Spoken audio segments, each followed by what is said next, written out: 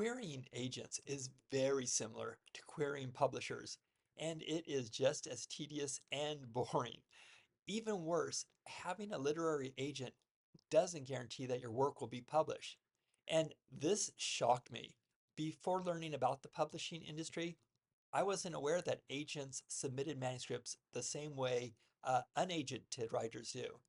They write query letters, they target the editors who they think will be the most receptive to each particular manuscript, and then, like us, they cross their fingers.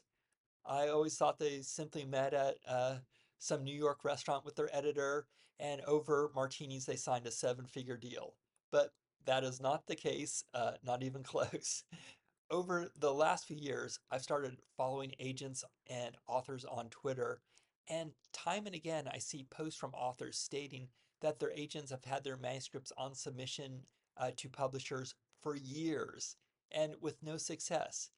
And I'm not saying this at all to depress you, but to actually help you feel better about your querying track record. After all, if agents struggle to sell manuscripts like you do, you're actually in really good company. You can feel better about your journey and yourself because rejection is simply a part of the publishing industry for everyone. On top of this, getting representation from an agent can be as difficult as getting a contract from a publisher on your own. In my case, it was actually much more difficult. After 5 years and literally more than 2,000 rejections from agents, I finally signed one in the fall of 2023. Despite the fact that getting an agent doesn't guarantee publishing success and that signing with one can still be extremely difficult, I definitely recommend you pursue representation for several reasons. First, only agents can submit to the biggest publishers. As mentioned in an earlier video, the biggest publishers don't accept unsolicited manuscripts. To have your book published by them, you need an agent first. Second, agents can get you the best book deal. So while I've signed 12 contracts, I never really felt that I had leverage to negotiate the contracts.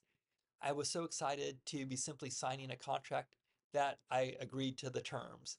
I did have my first two contracts reviewed by lawyers, but doing that was just so expensive that I haven't bothered since. Agents have experience and expertise with contracts to ensure that you get the best deal possible.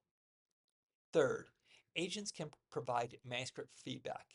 While you should have a near perfect manuscript before submitting to an agent, agents can help to refine your manuscripts even more. I'm lucky my agent provides exceptional editorial feedback. Just when I think a manuscript is perfect, she finds a new way to make it even better. And finally, agents give you the time to focus on what you want to be focusing on, writing. The querying process is slow, it's tedious, and it takes up so much valuable time. With an agent handling this, you can have more time to focus on your writing. In the next videos, I'll go into the steps on how to query agents. So what has been your experience in trying to find an agent? Let me know in the comments, and thank you so much for watching. If you got any value out of this video, please like it, subscribe to my channel, and share the video with other aspiring picture book authors.